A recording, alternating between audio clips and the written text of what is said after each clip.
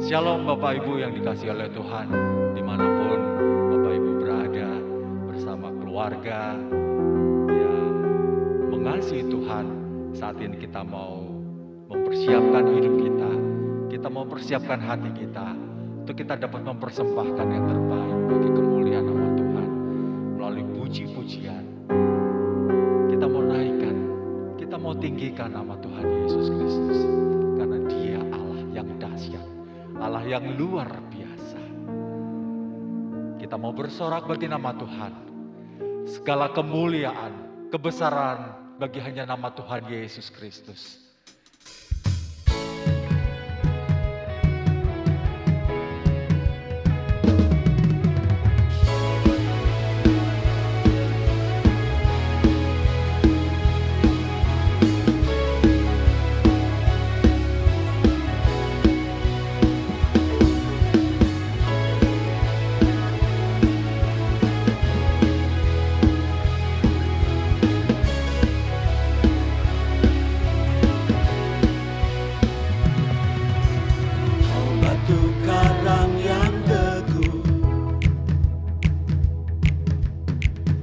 Benteng dan perisaiku,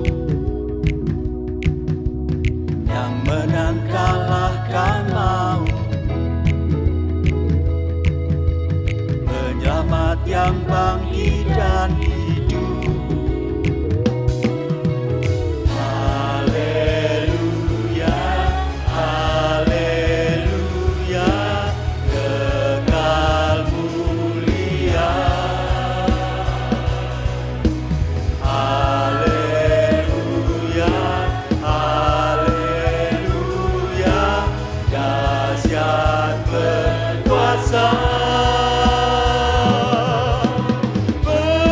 Bersorak, nyatakan Yesus Kaulah Tuhan, Kau Raja pemenang. Bersorak, masyurkan Yesus Kaulah Tuhan, Juru Selamat dunia.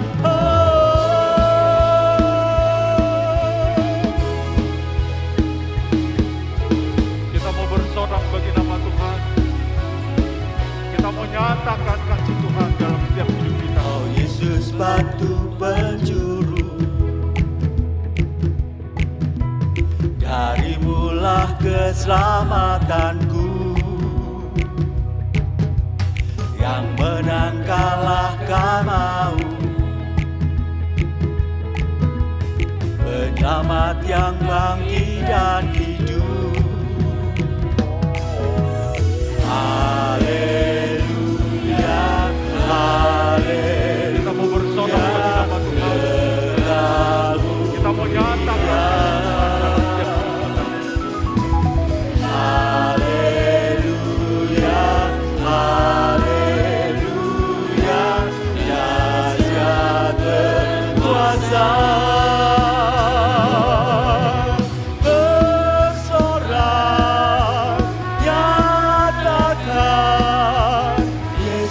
Kaulah Tuhan, Kau Raja pemenang.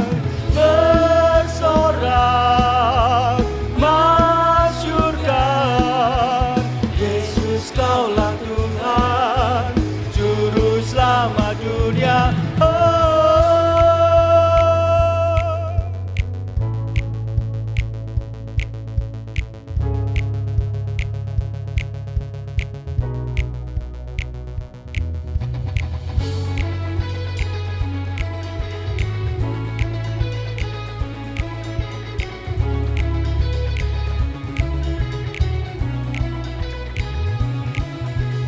Agung dan perkasa, megah dan berjaya, Yesus Tuhan, Yesus Tuhan, tempat perlindungan, kubu pertahanan, Yesus Tuhan, Yesus Tuhan, agung dan perkasa, megah dan berjaya, Yesus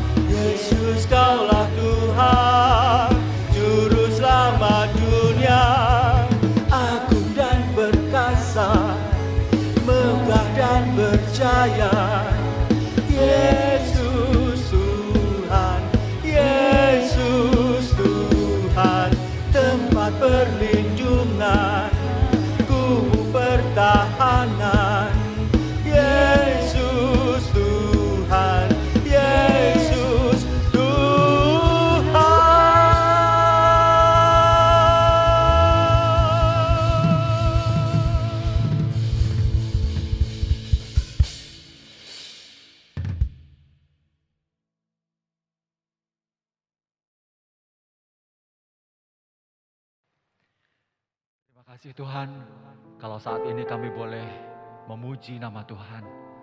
Dan tiba saatnya kami boleh mendengarkan kebenaran firman Tuhan. Biarlah roh Tuhan yang memurnikan hati kita, untuk kita boleh mengerti dan memahami setiap rencana Tuhan dalam hidup kita.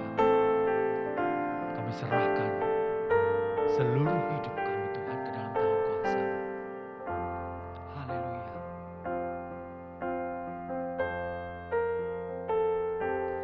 Hidupku menggenapi firman-Mu, tanda mujizat sertai tiap langkahku. Kau bersamaku di dalam-Mu, jadi bukti kebesaran-Mu.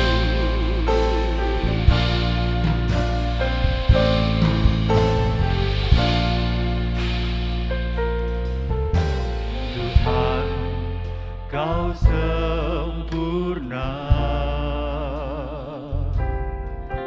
dalam rencana-Mu dan karya-Mu. Ku serahkan hidupku, murnikan dengan Roh-Mu. Tuhan, Kau sempurna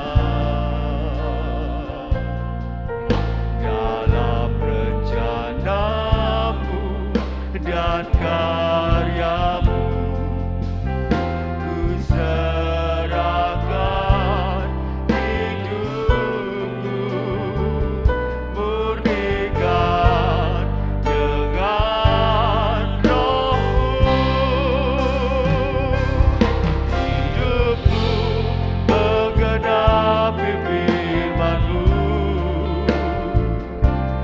tanda mujizat sertai tiap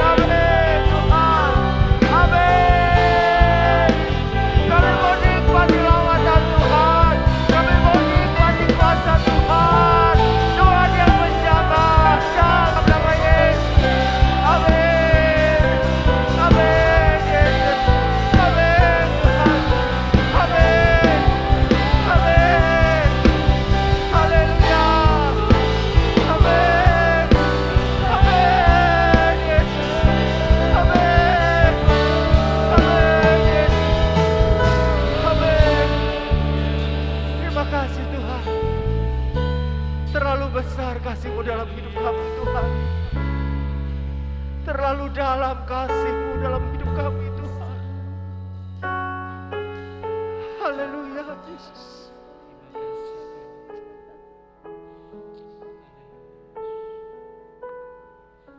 Terima kasih Yesus.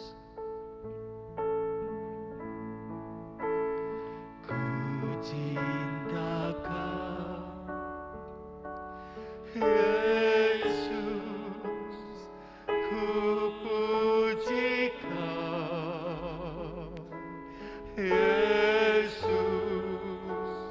ku sembah Kau, Yesus, Tuhan dan Rajaku. Dengan segenap hati dan dengan segenap jiwaku, akal budi ku cinta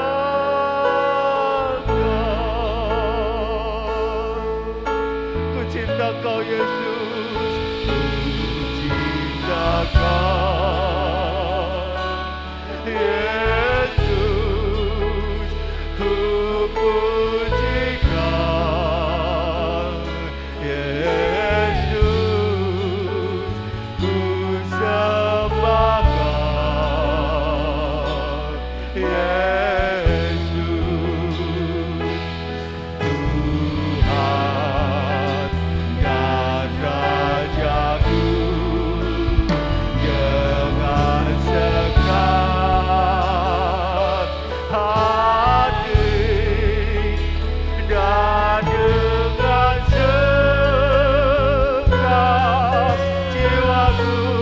jiwaku, akal budi ku cinta Kau. Ku cinta Kau Yesus, Yesus, ku puji Kau, Yesus, ku sembah Kau, Yesus,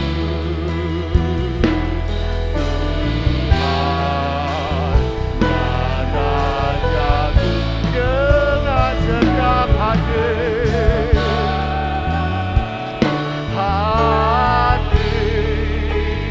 dan dengan segenap jiwaku, akal budi ku cinta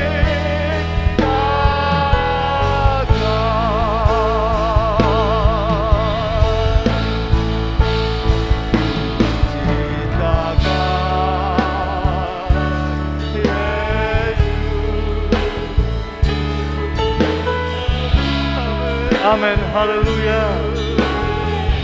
Kami mengasihi-Mu Tuhan.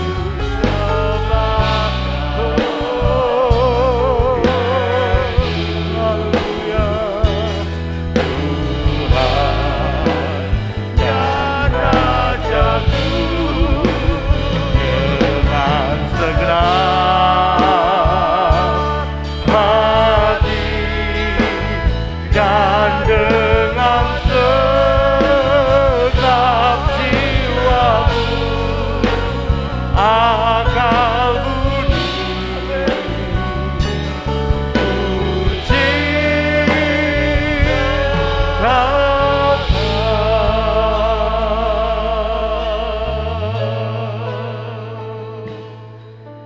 Haleluya.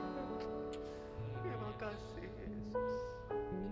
Kami mau terus belajar mengasihi-Mu dengan segenap hati, dengan segenap kekuatan kami, dengan segenap akal budi kami Tuhan.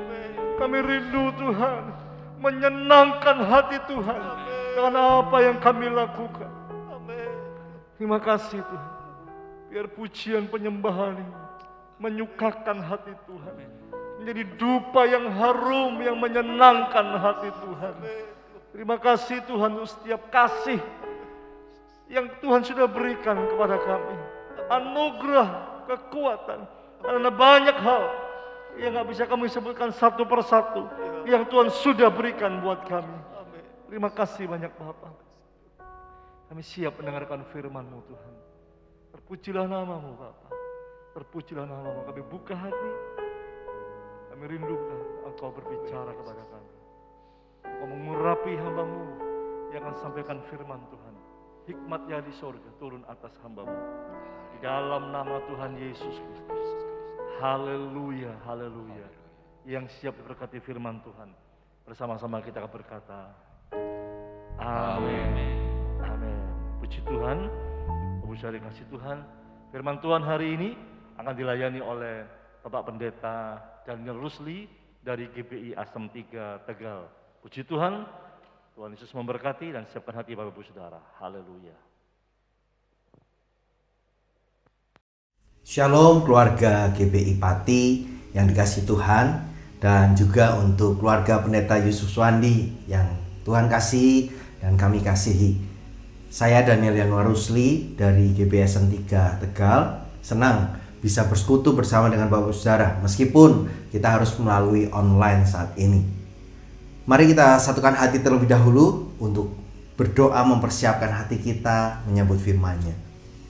Terima kasih ya Tuhan, kesempatan yang indah yang Kau berikan bagi kami untuk kami boleh bersekutu, dan biarlah Tuhan Kau berbicara pada setiap kami, buka mata hati kami untuk mengerti kebenaran firman-Mu.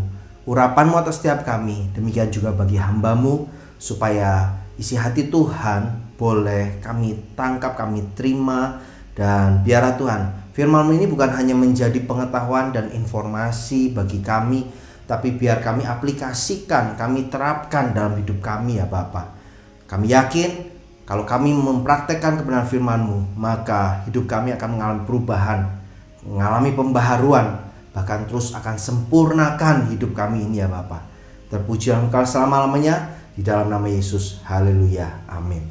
Puji nama Tuhan. Bapak Saudara yang dikasih, Gembala Bapak Saudara telah menyampaikan firman Tuhan di minggu lalu, bagaimana sebagai orang percaya di hari-hari ini perlu punya sikap diri untuk punya kelenturan melewati setiap tantangan dan proses.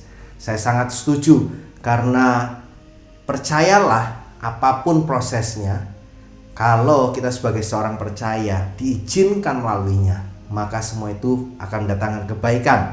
Bukankah demikian firman Tuhan telah katakan, segala sesuatu diizinkan untuk mendatangkan kebaikan bagi setiap orang yang percaya dan mengasihi Dia.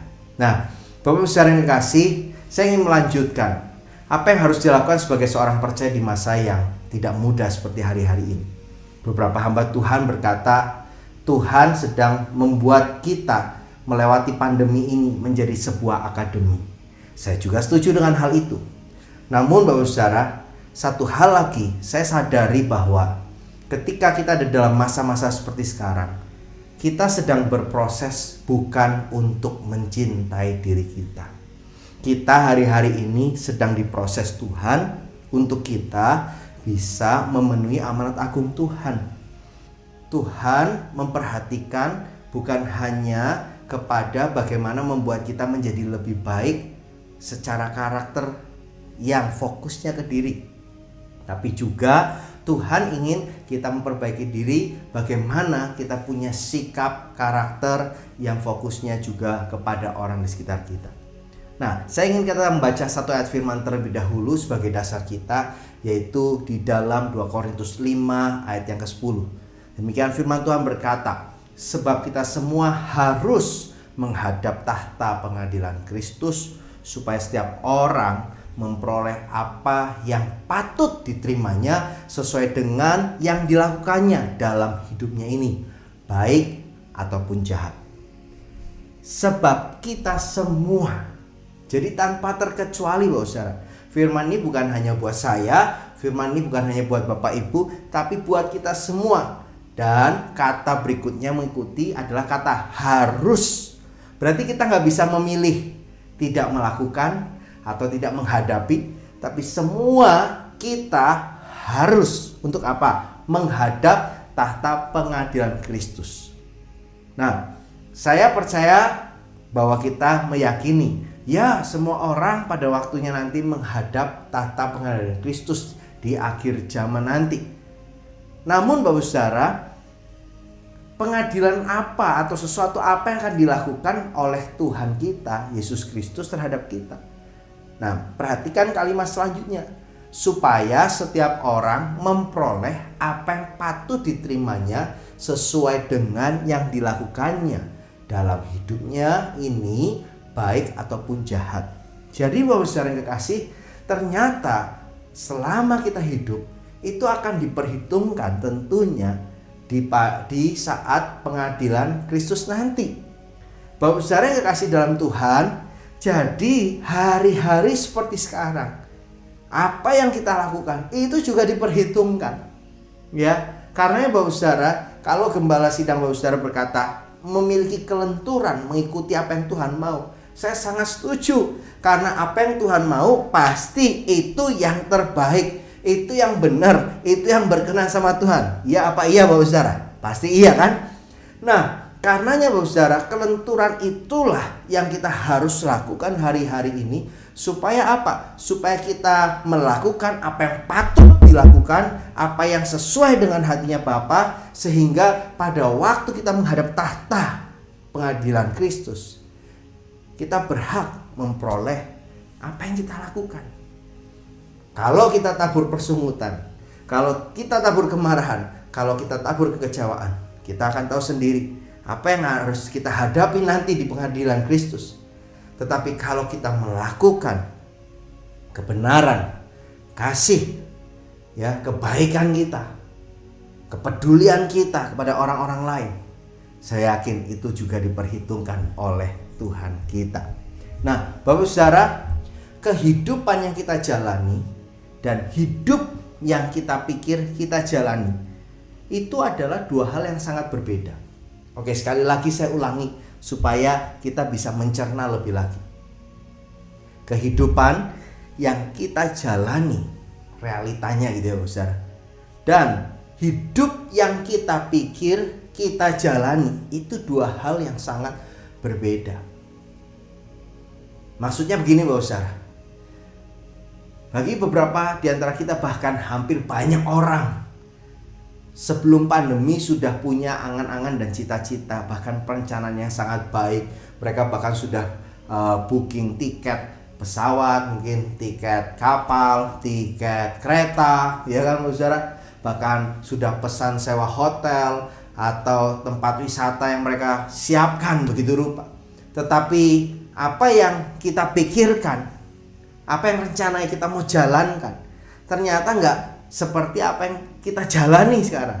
1,5 tahun bahkan lebih kita diperhadapkan kepada pandemi ini Bapak Saudara, yang membuat setiap orang tidak punya ruang gerak bebas untuk melakukan traveling dan sebagainya.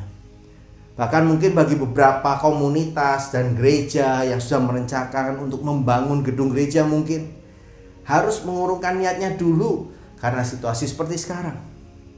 Banyak mungkin hal-hal yang baik kita pikirkan, wah ini bisa nih aku jalankan. Tapi ternyata saudara dan saya harus punya kelenturan itu tadi untuk menjalani kehidupan ini. Nah Bapak Saudara, Amsal 14 ayat 12 berkata demikian. Ada jalan yang disangka orang lurus, tetapi ujungnya menuju maut. Wow. Orang mikir itu jalan yang benar, orang pikir itu jalan yang lurus, ternyata ujungnya maut. Nah Bapak Saudara yang kekasih, lalu bagaimana dong supaya kita bisa menyingkapi semuanya ini? Firman Tuhan lewat Nabi Yeremia di dalam Yeremia 7 ayat 13 berkata demikian. Maka sekarang oleh karena kamu telah melakukan segala perbuatan itu juga, demikianlah firman Tuhan, dan oleh karena kamu tidak mau mendengarkan, sekalipun aku berbicara kepadamu terus menerus dan kamu tidak mau menjawab, sekalipun aku berseru kepadamu. Bapak Saudara bisa perhatikan di sini. Tuhan saat itu lewat Yeremia menyatakan dengan tegas ya, dengan tegas bahwa apa? Sekarang ini juga. Karena apa? Ternyata rupanya Tuhan sudah memberikan kesabarannya, memberikan waktunya buat umatnya untuk mengikuti perintahnya. Tetapi yang kita bisa baca, oleh karena kamu telah melakukan segala perbuatan itu juga. Saya bisa artikan, saya bisa simpulkan bahwa perbuatan itu juga apa? Perbuatan yang tidak sesuai dengan hatinya Tuhan, tetapi seperti dunia lakukan.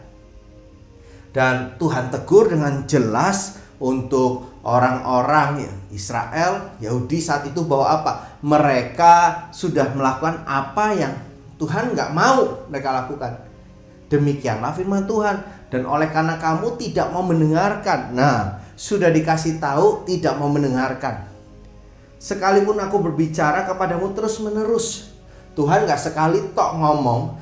Tuhan nyatakan berkali-kali. Seperti seorang ibu yang seringkali mungkin dianggap cerewet oleh anaknya karena harus ngingetin berulang-ulang.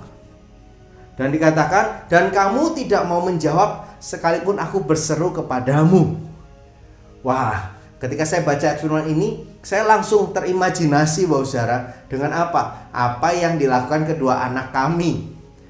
Ya, saya dan istri Agnes dikaruniai 2 orang anak, seorang pria Marvel 7 tahun dan adiknya Cheris Mikaela, seorang wanita perempuan usia 4 tahun. Nah, Bapak saudara, mereka anak-anak yang kami sayangi, mereka anak-anak yang Tuhan percayakan dan saya katakan mereka anak yang baik. Namun ada kalanya dalam berproses, ya seperti ayat firman tadi. Kami sudah beritahu mereka, jangan lakukan ini ya, ini berbahaya, ini tidak baik buat kalian. Kalian masih kecil atau bahkan ya kalau kalian lakukan ini bisa melukai. Tetapi Bapak saudara, mereka tetap saja tidak mau mendengarkan.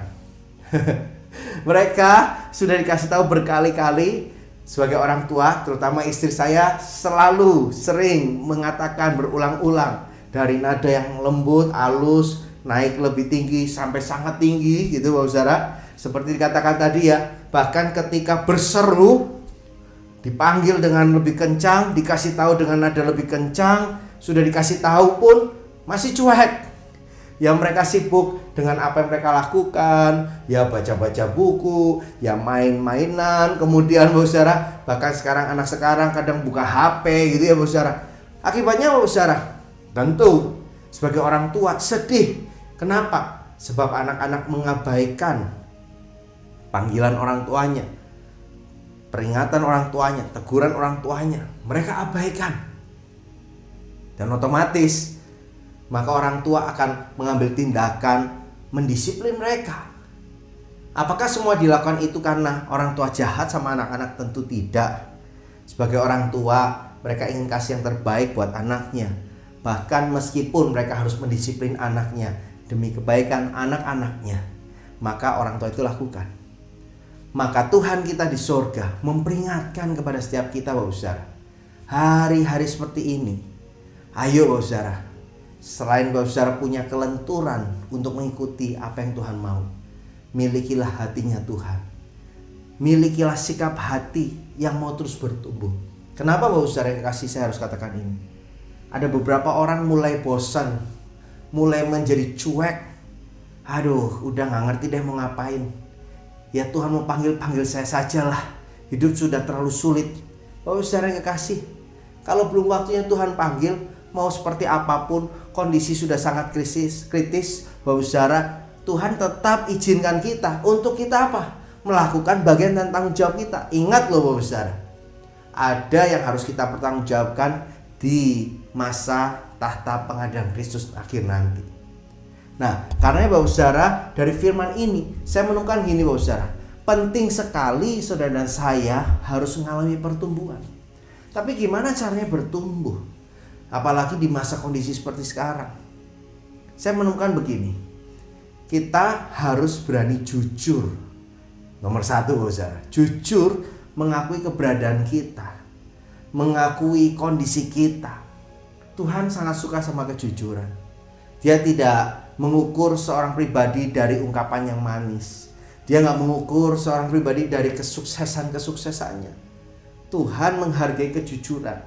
Bahkan di saat kita berkata, di saatku tak berdaya, di saatku rasanya udah gak sanggup lagi, aku menyerah, aku gak mampu lagi, di situ kuasa Tuhan bekerja. Beberapa lagu kita tahu, kita nyanyikan bahwa Tuhan hadir bahkan di saat-saat kita terpuruk asal kita mau jujur. Diperlukan juga yang namanya kerentanan. Nah, kerentanan dalam hal ini adalah apa? Artinya menyingkapi, menyadari akan area-area yang kita sadar, wah, emang aku di sini harus banyak belajar, aku harus berubah, aku harus perbaiki diri. Di sini aku harus diperlengkapi lebih lagi. Nah, menyadari area-area yang lemah, saudara. Supaya apa? Supaya kita bisa memperbaiki diri hari demi hari. Di masa sekarang kita perlu bertumbuh. Caranya bagaimana? Pertumbuhan akan terjadi lewat orang-orang yang saling melengkapi dan diperlengkapi. Lewat komunitas. Dan tentu bagi setiap kita, komunitas-komunitas yang takut akan Tuhan. Karena komunitas yang takut akan Tuhan akan membawa kita semakin dekat sama Tuhan.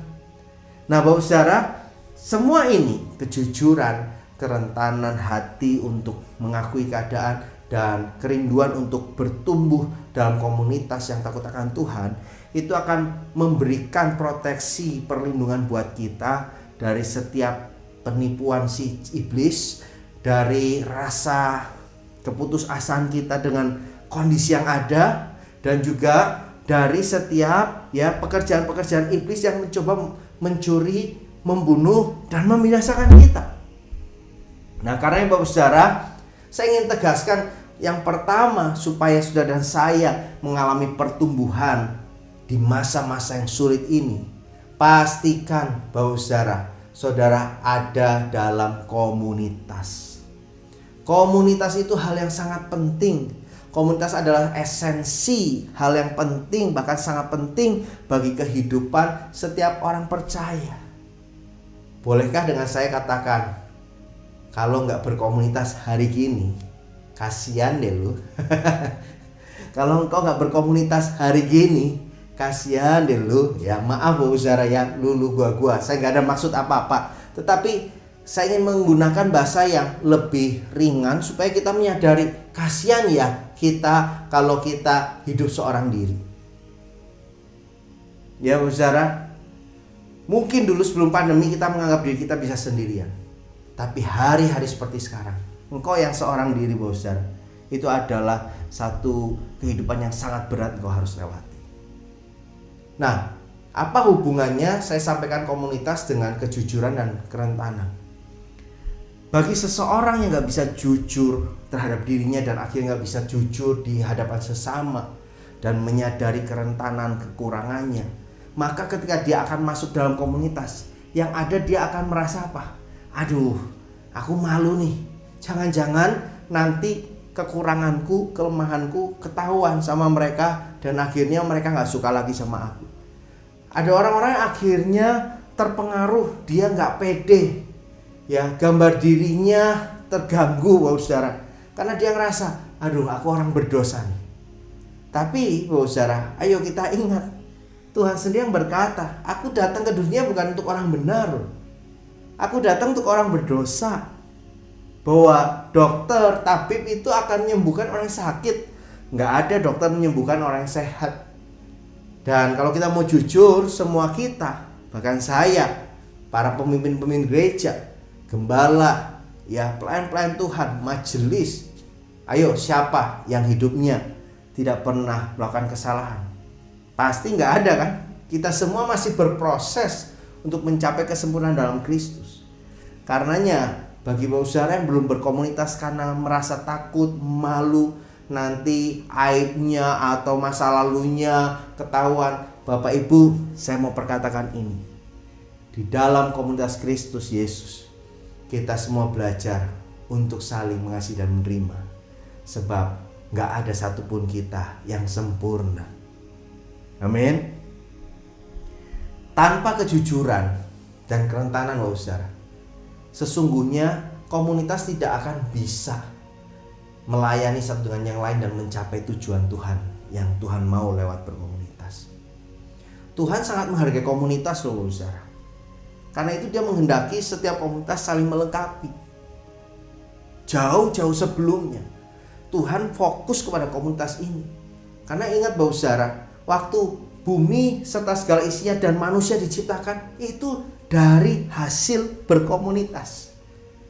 Maka Allah bersepakat, baiklah kita menjadikan manusia, binatang, tumbuhan, cakrawala, menggunakan kata baiklah kita menjadikan. Jadi Bapak Saudara, Tuhan sendiri membangun sebuah komunitas, memberikan gambaran pentingnya berkomunitas. Ketika Adam dan Hawa, itu juga gambaran komunitas. Ketika Adam seorang diri, mungkin saat itu dikatakan Adam bisa ngomong dengan singa, dengan gajah, dengan hewan-hewan yang lain. Tetapi Bapak Saudara, saya yakin Adam gak akan ngobrol sama gajah. Gimana ya kita merencanakan masa depan? Gajah tidak mungkin ngobrol sama Adam. Saya punya ide bagus nih untuk masa depan kita. Nggak mungkin Bapak Saudara, karena mereka bukan komunitas yang sepadan. Maka Tuhan menciptakan Hawa supaya Adam dan Hawa menjadi satu komunitas yang saling melengkapi.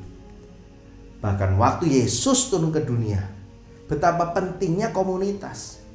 Yesus tidak melakukan pelayanan seorang diri. Dia nggak melakukan pelayanan one man show. Yesus tidak menjadi seorang superman. Tetapi Yesus mengumpulkan murid-murid, diperlengkapi dalam sebuah komunitas supaya mereka bertumbuh, supaya mereka mengalami pembaharuan budi, pembaharuan karakter, menjadi serupa dengan Kristus. Bapak Saudara, meskipun 3,5 tahun waktu yang singkat, dan kita tahu bagaimana dari 12 murid ada satu yang mengkhianati Yesus, ada satu yang menyangkal Yesus 3 kali, ada banyak yang ketika Yesus tangkap kabur kocar-kacir. Tetapi Bapak Saudara, kita bisa menemukan dampak dari Tuhan membentuk komunitas. Itu memberi efek yang panjang sampai hari ini, dan saya yakin sampai pada kekekalan di mana Yesus akan datang lagi kali yang kedua. Karenanya Bapak Saudara, sadari betul pentingnya dalam sebuah komunitas. Kita perlu punya sikap yang bisa menerima satu dengan yang lain. Ada kejujuran, adanya sikap kerentanan untuk kita mengakui keadaan kita. Nah, problem yang kita suka hadapi waktu kita belajar untuk mau jadi orang yang jujur, problem atau hambatan yang kita suka hadapi waktu kita mau belajar jadi orang bisa mudah mengakui kerentanan kita kepada komunitas apa. Nah, kita lihat dulu Bapak Saudara ya, Amsal 4 ayat 23. Ayat yang sering kita baca. Amsal 4 ayat 23 katakan, jagalah hatimu dengan segala kewaspadaan, karena dari situlah terpancar kehidupan. Dari versi yang lain, saya menemukan ini dikatakan, introspeksi, pahami, dan pecahkan masalah dalam hatimu, karena itu akan mempengaruhi setiap area kehidupanmu, suka ataupun tidak. Lakukanlah itu. Bapak Saudara, menjaga hati di sini caranya ternyata begini. Introspeksi, selidiki hati kita. Pahami posisi keberadaan diri kita. Karena dari kita mengerti dan memahami posisi kita di mana saat ini kita berdiri dengan keadaan kita, maka itu akan menolong kita untuk melangkah selanjutnya, sehingga kita bisa mencari solusi, menemukan solusi, memecahkan masalah kita yang ada dalam hati. Yang ada dalam hati. Kita percaya bahwa semua yang dipikiran itu ditentukan dari hati. Amin Bapak Saudara. Karena jangan fokus dulu bagaimana mengubah mindset sebelum mengubah sikap hati, sebelum mengintrospeksi diri hati kita dan memahami kondisi hati kita ini. Akuilah kalau memang kita sedang kecewa. Akuilah kalau kita memang sedang terluka. Akuilah kalau memang kita sedang dalam kesedihan yang mendalam. Tetapi jangan berlama-lama, karena saya yakin Yesus ingin mengangkat kita. Jadi introspeksi, pahami, dan pecahkanlah masalah dalam hidupmu, karena itu akan mempengaruhi seluruh area kehidupan. Jadi Bapak Saudara, saran saya, usulan saya, bagi yang belum berkomunitas, segera temukan komunitas di mana engkau bisa belajar untuk bertumbuh lebih lagi. Ini bukan hanya masalah tentang wujud dalam bentuk program komsel atau cell group, atau ada beberapa gereja menyebutnya cool, ada beberapa gereja menyebutnya date dan sebagainya Bapak Saudara ya. Apapun itu namanya, tetapi esensinya berkomunitas harus kita hidupi. Pastikan dalam komunitas ada yang namanya menghabiskan waktu bersama komunitas. Sebab kalau kita hanya menjadikan komunitas itu formalitas sebagai program gereja, nggak heran ada orang nggak ngerasa apa-apa. Kenapa? Dia datang secara fisik tapi hati pikirannya ada kemana, nggak menyatu sama tubuhnya. Ngeri sekali bukan Bapak Saudara ya? Tubuh sama pikiran nggak menyatu, itu ngeri banget loh Saudara ya. Nah, pastikan kita menghabiskan waktu bersama dengan komunitas itu menjadi salah satu agenda kita ya, dimana kita berkumpul, hati pikiran kita curahkan di situ, karena kita juga akan belajar memiliki rasa tanggung jawab terhadap komunitas kita untuk menggunakan semua kelebihan kita untuk memperlengkapi komunitas kita ini, untuk belajar mempedulikan komunitas kita satu dengan yang lain. Bapak Saudara, kita juga mau tentunya belajar membuktikan bagaimana kualitas komunitas kita. Caranya biar kita hidup bersama ketika ada di dalam masa yang tersulit. Hari-hari seperti ini salah satu cara untuk mewujudkan itu. Betapa pentingnya kita menjadi sahabat dalam keadaan bukan hanya suka, tapi bahkan dalam keadaan kesukaran sekalipun. Saudara, saya yakin dan percaya kalau fase-fase ini praktisnya, langkah-langkah praktisnya kita hadapi, kita lalui Bapak Saudara, maka saya yakin dan percaya kita bukan hanya akan mengalami perubahan di dalam hidup kita, tapi kita akan melihat komunitas kita, lingkungan kita juga akan mengalami dampak dari keputusan kita pada hari ini.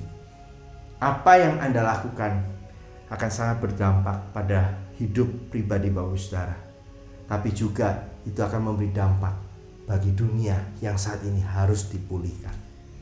Kiranya Tuhan memberkati kita. Saya mengajak setiap kita kembali untuk bersatu hati dalam doa. Tuhan Yesus, hamba-Mu selesai menyampaikan isi hati-Mu. Biarlah Engkau yang menyempurnakan lewat pertolongan Roh Kudus kebenaran firman-Mu kepada setiap kami. Di masa-masa seperti sekarang, ajari kami mempunyai kelenturan hati untuk mengikuti apa yang Kau mau. Namun juga sadarkan kami supaya kami memberikan dampak dan pengaruh bagi orang di sekitar kami, bagi komunitas kami di gereja, bagi komunitas kami di lingkungan masyarakat, menghadirkan kerajaan Tuhan bagi setiap orang-orang di sekeliling kami. Inilah masa dan saat yang terbaik Tuhan untuk kami boleh menyatakan kerajaan-Mu ya Bapa. Tolong kami ya Tuhan. Terima kasih Tuhan, berkati gereja-Mu GBI Pati bersama dengan keluarga hamba-Mu Bapak Pendeta Yusuf Suwandi dan seluruh pelayan-pelayan Tuhan majelis, bahkan sidang jemaat-Mu Tuhan. Biar gereja-Mu ini terus menjadi gereja yang berdampak, menghadirkan Engkau Tuhan bagi banyak orang ya Bapa. Oh Tuhan, terima kasih Tuhan. Kami berkati kota Pati, biar Tuhan Engkau melawat kota ini. Hujan pertobatan, hujan keselamatan, hujan pemulihan terus terjadi atas Pati dan sekitarnya. Di dalam nama Tuhan Yesus, kami mengucap syukur dan berdoa. Amin. Tuhan Yesus memberkati kita sekalian.